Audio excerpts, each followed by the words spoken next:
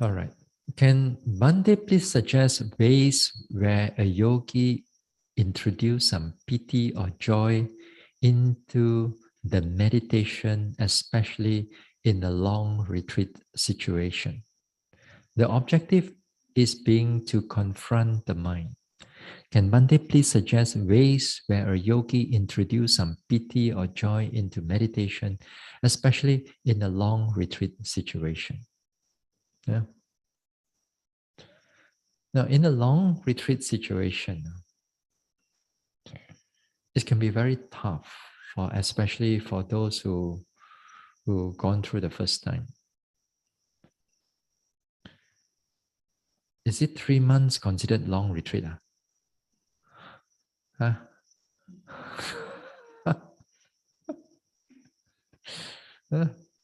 It all depends. It all depends.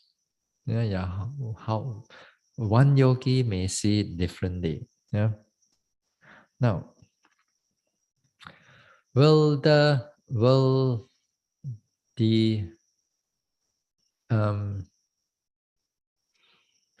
long retreat, let's say, it takes a lot of courage, a lot of overcoming a lot of fear, and also you have to abandon a lot of your desire and your likings and attachments and family and your career and your whatever, that things that is very close to you.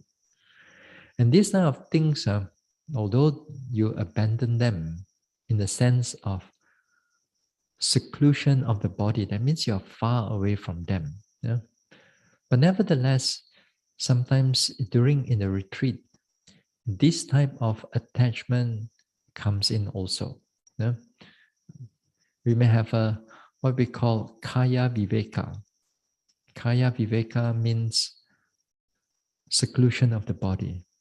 But we are missing one thing is what we call the chitta viveka. Viveka is seclusion. Chitta is the mind. That means sometimes, although we are far away from people, but our mind is not very far from them. The mind is very close to our job, very close to our people that we love. After 2 or 3 months, also still that strong. After that, by the time you think about it, ayo, then you get angry, then you get fear, then you cry, then whatever. Uh, so, so the nature of this state of mind, it's going to be very challenging in a long retreat. While we are in a long retreat, then not every day you have a good practice, especially if you are a beginner. Or if you are not going very deep yet, you may have gone through a number of retreats. You may start off your meditation since 1990, let's say, 40 years ago, let's say, 20, 30, 40 years ago, let's say. But even 40 years, let's say you started off, but your progress of your insight is not very far. That means maybe just first insight or second insight, somewhere around there. Because some people are just that slow. But they have faith to keep on practicing.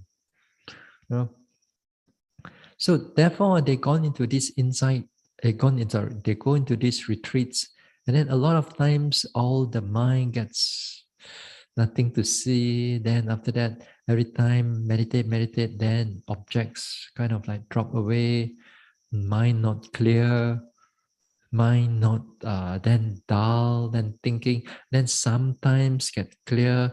Then when it's clear, you notice a little bit more. Then it gets like boring already. Nothing new. Same old thing. Right step, left step, lifting, pushing, very cold. Lifting, pushing, cold. More cold, less cold. That's about, and then it gets so boring. No, nothing there. So when it happens, if a yogi feel bored, there's no rapture, there's no joy in the practice. You know? Uh, So how are we going to build up on those type of things? How are we going to build up that type of joy? Now, in the practice of vipassana, the joy here is where we call it a pleasurable interest on your object. Sometimes your noting of your mind is not all the time there's a you're interested in your object and really want to pay attention to it. Sometimes the object is just very neutral and you just keep observing on it. But so once in a while, it gets interesting. So when it gets interesting, then the and then your whole mind becomes alive again. Your whole alertness, your whole the whole mind gets refreshed. The bottom is just like it's gone. Yeah. So so that in that way, the mind drops all the boredom and lack of interest. But how are we going to bring the mind into that state? How are we going to bring the mind that it has that interest in noticing the object? Uh, uh, There's a number of things that we can do. Yeah, a number of things. Although we talk about it in the past, I mean, those who have not here before, if we are going back next time and in the future, then we can go back to some of the talks on joy. I'm just here is just summarizing it a bit, condense it. When we when you want to look for interest in the objects of your meditation, then it's always good that you are skillful in all objects of the meditation. All objects. That means you're not just only a skillful in learning how to do watching rising falling, but you must also have the skills in how to note the pain. You must be skillful in noticing how to do the sitting and touching and the variation of doing the sitting and touching. You must be skillful also in noting the state of mind. When the anger comes in, you catch hold of it. Boredom comes in, you know it. When the desire comes in, you know it. When the mind is alert, you know it. When the mind is dull, you know it. Sluggish, you know it. So you know how to catch the mind. You know how to catch your feelings. You have to know how to catch your sensation of your body and things like that. And in the walking, also the same thing. You must know how to catch your primary object. In what ways the skills of how to do the primary, the noticing the primary object. Then also you must be skillful in noticing the secondary objects. The secondary object, because primary objects, whether in the sitting or walking, primary objects may not be there all the time. It may not be clear all the time. Sometimes it's there but not so clear. Sometimes totally not there. Yeah? Rising, falling may not be there all the time, not so clear. So we take up secondary objects and try to notice the secondary objects in its various manner. Secondary objects in the walking, like for example, your knees are moving, or your thighs are moving, or your hips are moving, or your shoulders is moving, or sometimes your hands are warm, you're sweating, or something bite you, and so on. Yeah?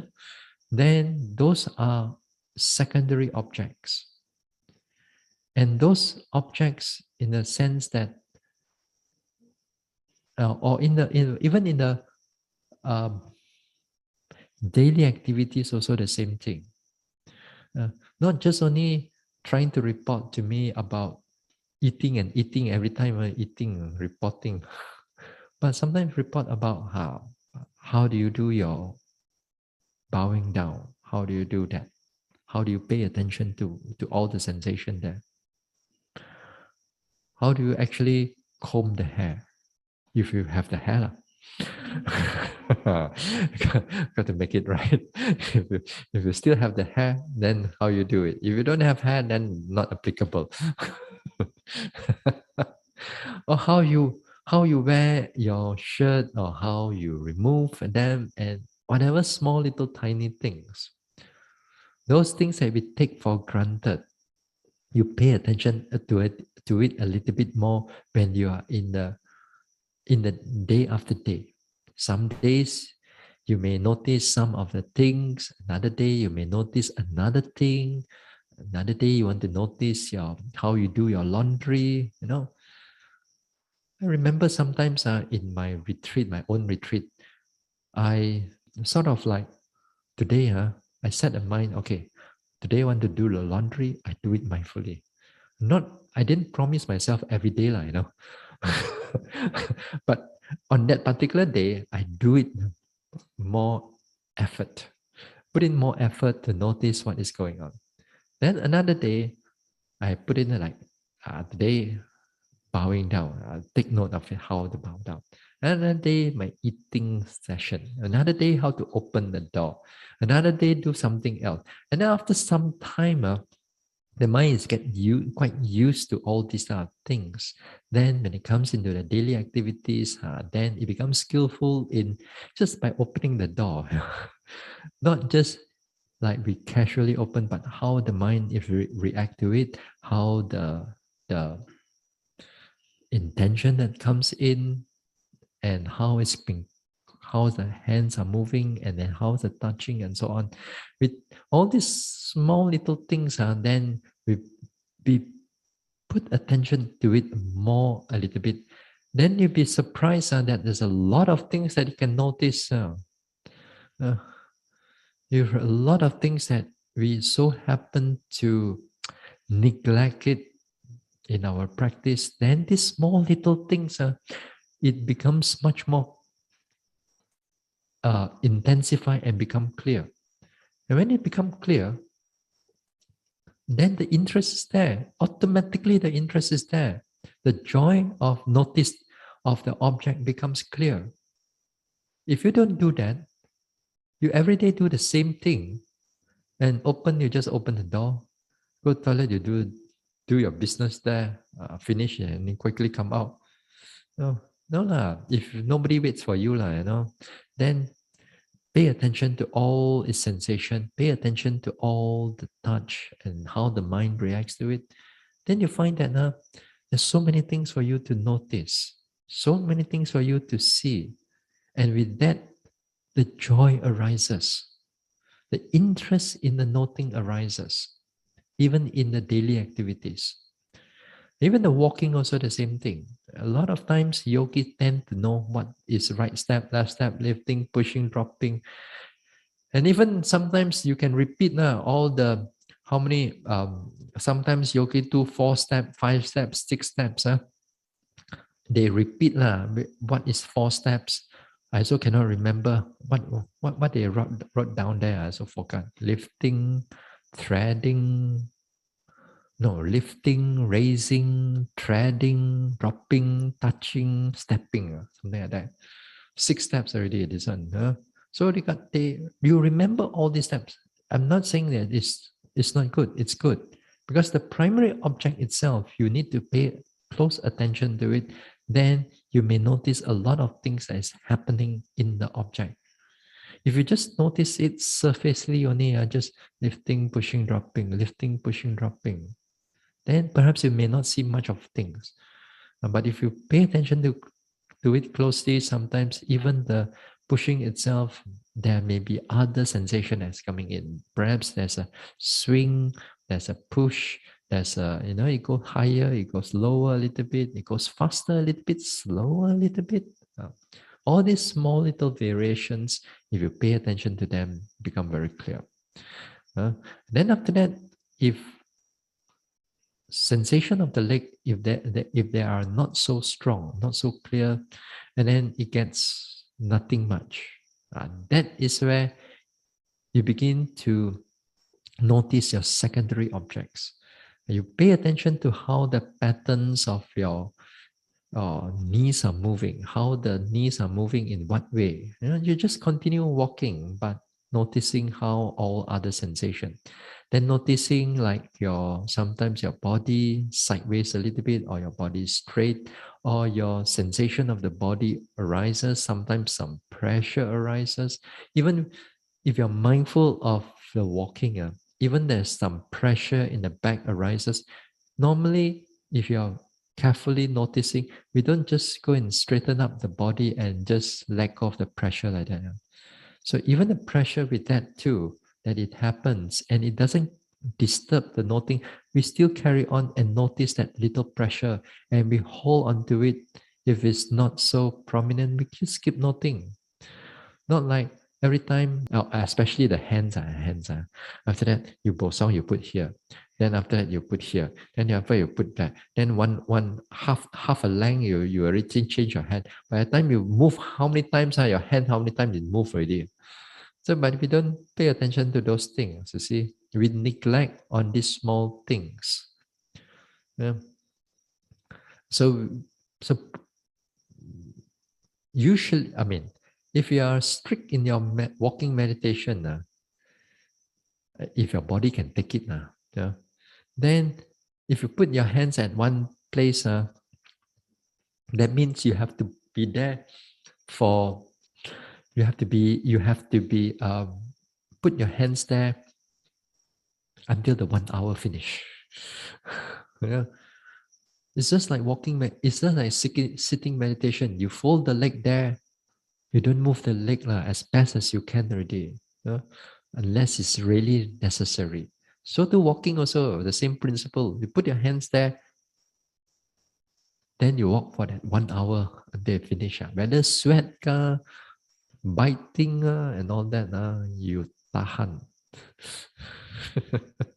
Strictly speaking, but can may you? Not so easy after like that.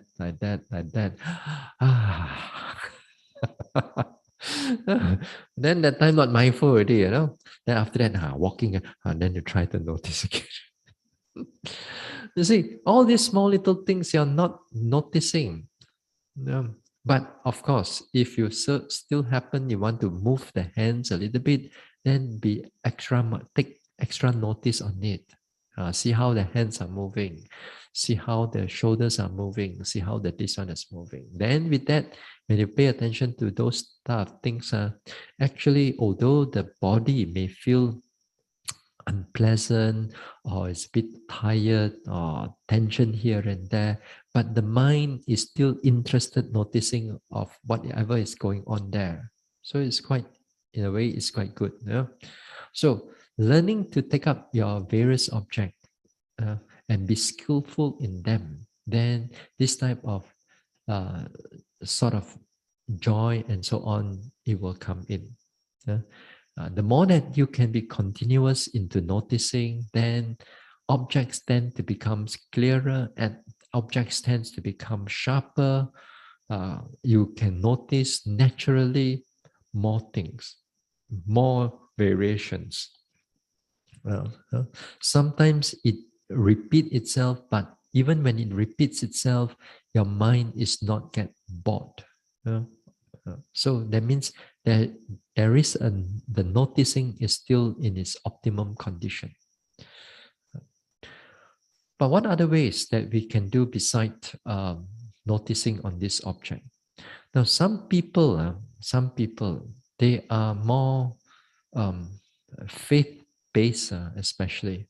Then, for example, if they recollect, they set a time. For example, they set a time, like for example, in the beginning of their sitting. They take one part of the day. They do, for example, mudita. You recollect mudita on the appreciative joy or the success or the things that you have gained in the past, in the present, or in the future, whether spiritual or material gains that you have done. And then you rejoice in your own gains. If that sometimes it brings about happiness, that joy in us. This is a direct joy, but this is not in the way of vipassana, but this joy later part, and also let's say in the mudita, you expand it to the people around you. Then may all the yogis here, may they all be successful, may they all able to develop, may they all their spiritual gains lead them to nibbana. It kind of like we rejoice in their development, in their endeavor, in their effort, So with that, now sometimes it brings us joy. Instead of jealousy and instead of looking down on others, instead of conceit, but it brings us joy. So you sit there for a while, you contemplate on these things, you reflect on these things, then it gives you joy. Or it gives you joy to the people, to the beings around you, seen or unseen beings, or whole world, or all the beings in everywhere, all the planes of existence. Then you reflect towards them, whatever their gains may not disappear. May all their gains able to increase, for their happiness, for their joy, for their spiritual growth, something like that. So we did mudita somewhere lah, in the past 2 months ago, 1 month ago, somewhere we did for 2 weeks, I think so. And it brings about joy. So when you're able to bring some joy in that, using that way, then you let go of the mudita, you bring that joy, because the joy is a kind of alertness, a kind of activeness of the mind. You bring that joy, you put it into your rising and falling, you put it into your sitting, touching, you put it into lifting, pushing, dropping. Then you see that all the objects and becomes alert and clear. Yeah? So it's, in a way, it's interesting. Yeah? Or you can also, some people do the reflection on the qualities of the Buddha. Buddha, Dhamma, Sangha. Or, and also, so not all, and also like your generosity, your reflection on generosity, reflection on virtue, sila, and reflection on the qualities of the deities, of the devas. Yeah? You reflect, so what are the qualities of the Buddha? Then you recall what are the qualities. Samma Sambuddha, Arahang, Samma Sambuddha, these are qualities. So you recall. So you recall it for a few of the qualities, the Samma Sambuddha. Then you must know the meaning of Samma Sambuddha. What is the meaning? So you must know its meaning. Then the meaning gives you the joy. If you don't know the meaning, you are just parroting on it. What is an Arahant? Uh, so what is an Arahant? Then you also have to know what is an Arahant. What is a Samma Sambuddha? You must know what is Samma Sambuddha. All these type of qualities, you have to know them in order to bring you joy. So qualities of the Dhamma, qualities of the Sangha, qualities of your giving. Like for example, in the past you have done dana or katina, so you can able to recall it back for a while. You recall it back, and you reflect on the dana that you have done, generosity, and that joy that you have, then later part you drop it away, you bring that joy into the noting mind, into the meditation, then it become helpful. Things like this. There are also, the text also mentioned that you must, this type of joy also, you must be careful of the people that you mix with.